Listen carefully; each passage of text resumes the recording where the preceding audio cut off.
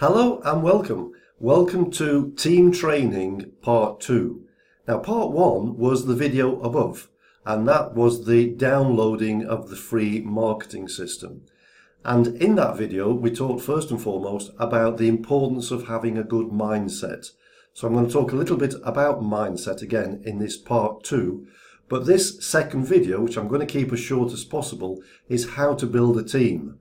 Because if you're going to promote this as a digital currency consultant, you're going to generate team commissions from your team. Obviously, the larger your team, the larger your team commissions. And so let's get started. These are the topics I'm going to cover in this video. So first of all, you need to have a reason or a goal. And this is all part of having a good mindset. Because this is a business, as I've mentioned many times before, this is a business, and with all businesses, there will be a challenge. There'll be lots of challenges, in fact. And don't forget, you're doing things probably for the first time, a lot of these skills you've never seen before, you've never done before, and you're going to have challenges in all areas. In fact, people are going to let you down. People are going to commit to join your team and then fail to do so. I can give you 1,000 different things that's going to cause you a personal challenge. Now, we are going to grow as people, and we do become better people by learning these skills, but having a reason and a goal is going to keep you focused, it's going to keep you on track, and it's going to help you to cope with the challenges. Now, your reason will be different to mine. Your reason will be different to other people's. So don't copy the goals of other people. You need to think very, very clearly about what is your reason. You know, do you want to retire early? Do you want to buy a second property? Do you want to buy a bigger property? Do you want to buy another car, a better car, or a really exciting car? Do you want to go on a world cruise? Do you want to develop a personal fortune? Be very clear about what is your motivator. Do you want to provide more income for the family? Do you want to provide better education for the children? These are all examples of possible reasons that's going to keep you motivated. So write those down and be very clear, and step by step we're going to show you how to achieve all of those goals. Now the second thing is you have to be the role model, because I think this is a bit like a family, or it's a bit like a business. In business and in families, if we want the family to operate in a cordial fashion, or we want our people in our business to operate in a corporate fashion, then we have to be the role model. So if you want people to be committed, focused, hardworking, and have all these kind of skills, then you've got to display these skills at all time. You've got to display the right attitude. You've got to display the right mindset. And you've got to show to your people in your team that you are on track and that you're making progress. And they need to see that progress. So being the role model is extremely important if you want to build a team. No one's going to follow anybody who has no sense of purpose. No one's going to follow anybody who has no skills. So if you want to be successful in this business, focus on having a reason, focus on having a goal, focus at all times on having the right mindset, being around the right people, and of course, be the role model. Now, there's an expression that says, the speed of the leader is the speed of the team. In other words, if you want your team to expand quickly and to develop and duplicate, then you have to do so. You have to set the example, because if you are successfully recruiting new people into your team, then the people in your team will do likewise. So always be aware that you are a role model and that you have to set the speed of the work ethics in your team. Now I'm going to talk about building a list, and I'll come back to that in a moment, because that is also a key skill when it comes to building a team. But I'm going to move on to what to say to a prospect. So what we have to remember is that if you're going to develop a team of hundreds or thousands of people, maybe even tens of thousands of people, we have to we have to expand and duplicate using simple methods. Because if you use a method which is not replicatable by other people, then you might become very skillful at it, but other people will struggle. And the reality is 97% of people have got no experience of selling. In fact, 97% of people don't want to sell. So don't make sales the issue. The best way to build this business and the best way to approach a new prospect is just simply to say something along the lines of, you've got involved in a new business, you've been looking for a new business for quite a while now, and you've found what you believe to be the perfect business. It's involved in something called cryptocurrency. It's a subject that most people don't understand right now, and that's why you're so excited. Would your prospect be kind enough to take a quick look at your website and give you their honest opinion? So that's really what we're asking for. We're not asking people to invest. We're not asking people to join our team. All we're asking for is for an opinion. And people love to give an opinion. So give them that opportunity. Approach your prospects. Give them the opportunity to give you their opinion. But also when you ask for that opinion, do get a time as to when it's convenient for you to call back to ask them for their opinion. Okay, so the follow-up is extremely important. And when you follow up with those people, just confirm that they did see the video, confirm that they went to your website, and just ask them, what did they like most about it? Is there anything that they didn't like about your website? Do they agree that, it has potential? And do they share your vision? Now, if their response is positive, then arrange what we call a three-way call. If their response is negative, simply take it away from them. Say, I can see that this is not for you. We don't share the same vision. I do appreciate your time and thank you for taking a look at the website. But have a great day. And I think the best thing is for me to move on. And leave it at that.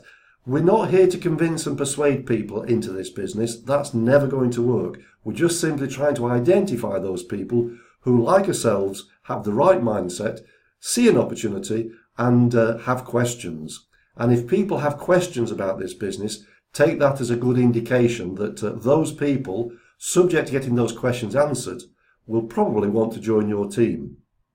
Okay, so when they do have questions, simply be prepared to say, well, I'm quite new to this business, but I'm getting a lot of help from the person that referred me to this business. Can I arrange for a time for you to ask those questions to my supervisor or to the person who referred me to this business? Would that be okay? And the best way I recommend you do that is with what we call a 3 or a 4-way call on Zoom. Now, if you haven't had a Zoom meeting already, I recommend that you have one as quickly as possible. You've got to be comfortable at having a Zoom meeting.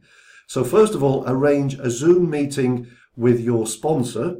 And then when you talk to these prospects that have questions, arrange a 3-way call with your sponsor. So that will be you, your prospect, and your sponsor. It's also a good idea at times, where necessary, to have a 4-way call. That will be you, your prospect, your sponsor, and your sponsor's sponsor. The next thing that I would suggest is that you take every opportunity to attend all the webinars and any events that we might be holding in your area. And of course, finally, stay focused until you reach your goal. Now, in terms of reaching a goal, you will not reach your goal overnight, or in 1 week, or in 1 month. If it's a worthwhile goal, it's going to take you a year or two to achieve that goal. So what you have to do is break it down into achievable targets. And if, for example, your goal is to achieve an income of $10,000 a month, then break that down to perhaps the first 500. And then break that down to maybe the first 1,000 a month, then maybe the first 3,000 a month, and then the first 5,000 a month, and then the first 10,000 a month. Break it down into segments that seem achievable, because achieving those mini targets is all part of the motivational process, and you need to see that you are making progress.